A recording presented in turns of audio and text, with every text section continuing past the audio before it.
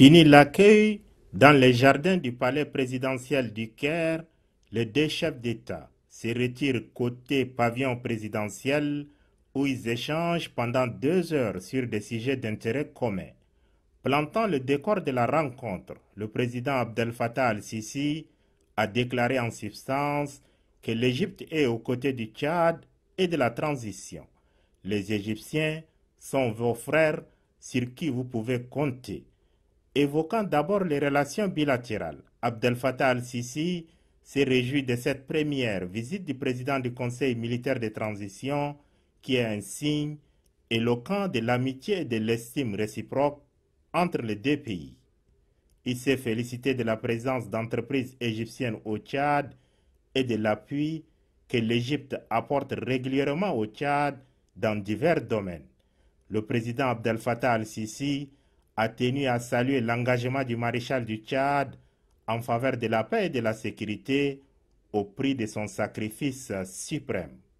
La rencontre est ensuite élargie aux deux délégations.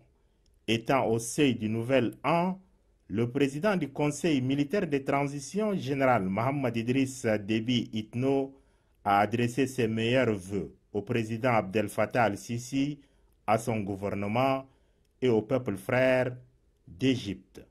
Chemin faisant, il a remercié vivement l'Égypte et son président pour la compassion exprimée lors du décès du maréchal du Tchad.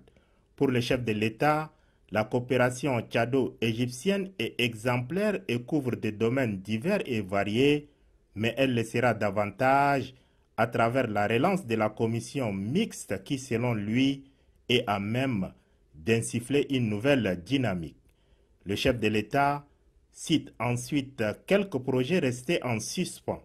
Il s'agit entre autres de la zone industrielle tchado-égyptienne de Djarmaya, du complexe de l'abattoir et de transformation des dérivés, du développement du secteur minier dans 5 blocs au Tchad, de la zone d'introduction de la betterave à sucre et de la ferme expérimentale aux alentours de N'Djamena, de la zone de riziculture de N'Djamena-Fara, de l'exploration du pétrole et du gaz dans le bassin d'Erdi et de la relance de la construction de la route Assouan-Amdjaras.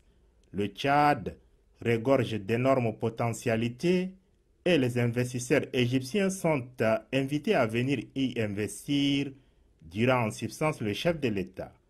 Pour finir, le président Mohamed Idriss Déby Itno a exprimé sa profonde gratitude à son homologue Abdel Fattah al-Sisi, à son gouvernement et au peuple frère égyptien pour l'accueil chaleureux et fraternel qui lui a été réservé, ainsi qu'à la délégation qui l'accompagne.